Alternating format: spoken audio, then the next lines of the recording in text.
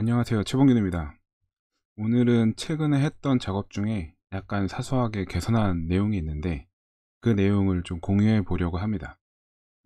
오늘 할 내용은 섞여 있는 계산 로직하고 반영 로직을 분리하는 것에 대한 겁니다. 지금 화면에 코드가 보이는데요. 이 코드는 어떤 서비스 기간을 구하는 그런 코드고요. 이 노란색 바탕을 표시한 부분이 뭔가를 계산한 다음에 그 결과를 반영하는 그런 코드가 이제 노란색 바탕에 되어 있는 코드고, 그 노란색을 뺀 나머지 코드가 뭔가 계산하는 그런 코드예요. 실제 작업한 코드는 이것보다 더 복잡하고 더 길고 한데 대략적인 구조는 비슷합니다. 뭔가 if 조건에 따라서 계산 로직을 실행하고 그 계산 결과를 업데이트 피리어드라는 걸 이용해서 반영하고, 이런 식의 구조를 갖고 있어요. 이 구조가 좀 복잡하죠. 그래서 좀 변경을 했습니다. 코드의 구조를 좀 단순하게 표현해 보면, 이 지금 오른쪽에 보이는 저런 식으로 이제 코드가 되어 있어요.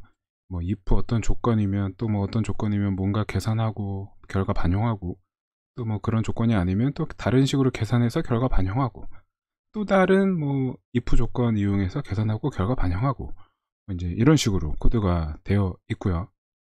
그래서 각 분기마다 뭔가 계산을 하고 그 결과를 반영하는 식으로 코드가 이제 구성되어 있죠. 즉 계산하고 반영하는 코드가 지금 이제 곳곳에 섞여 있는 거고요. 근데 이런 코드 구조가 나쁜 거냐라고 말을 할 수는 없는데, 그래도 좀 단점이 있어요. 그 단점은 뭐냐면, 일단 계산 로직을 이해하는데 결과 반영을 하는 코드가 좀 방해가 되죠. 중간중간에 막 나오니까요. 그리고 계산하는 로직만 테스트하기가 좀 어려워요. 이런 코드의 단점을 좀 보완하려고 코드를 이제 바꿨는데, 그 바꾼 거는 어떤 식으로 바꿨냐면, 계산하는 코드와 실제로 그 계산한 결과를 사용하는, 반영하는 코드를 분리하는 식으로 이제 코드를 바꿨고요. 그래서 이제 좀 단점을 보완을 했고, 그 계산 결과를 사용하는 코드를 좀 분리하려면 확인해야 될 게 있는데, 그건 뭐냐면 계산하는데 실제로 필요한 값, 즉 계산에 대한 입력값이죠.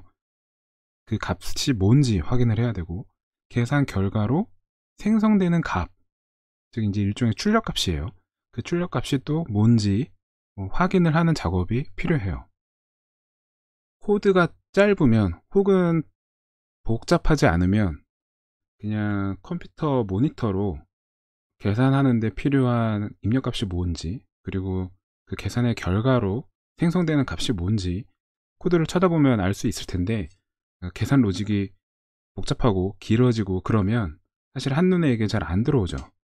그래서 이럴 때 사용할 수 있는 방법 중에 하나는 그 코드를 이제 A3 같은 용지로 출력을 해서 좀 뭐 색칠을 하면서, 혹은 뭐 선으로 관계를 좀 표시하면서 코드를 분석해 보는 거예요.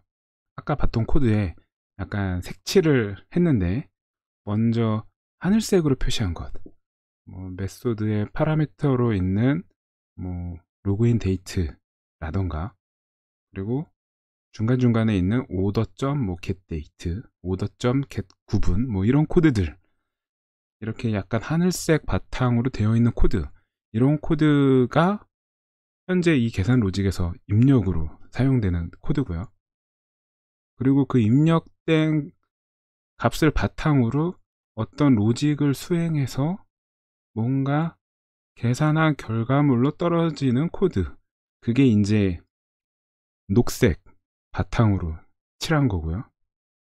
마지막으로 노란색 바탕이 실제로 계산한 결과를 사용해서 뭔가 반영하는 그런 코드예요. 그리고 빨갛게 그 노란색 바탕에 빨간색으로 칠한 게 그 계산 반영할 때 전달되는 값, 즉 계산한 결과 값이 돼요.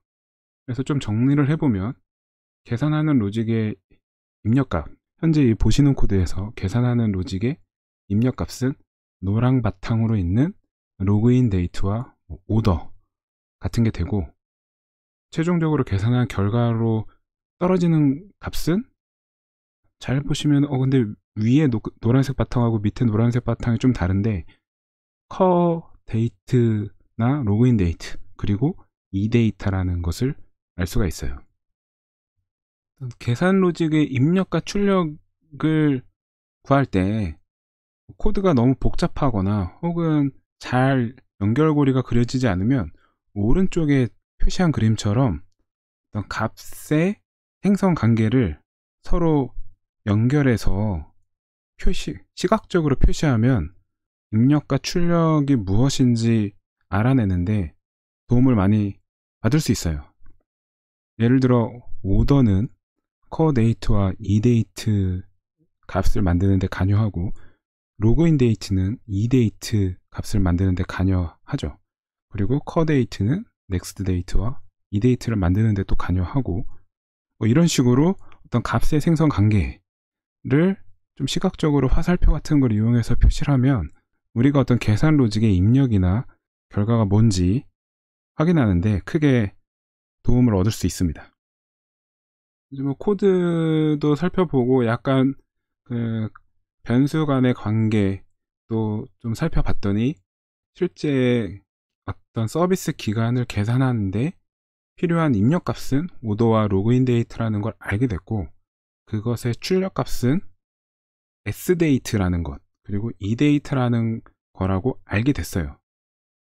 입력과 출력을 알아냈으니까 이제 남은 작업은 계산 로직을 분리하는 거죠.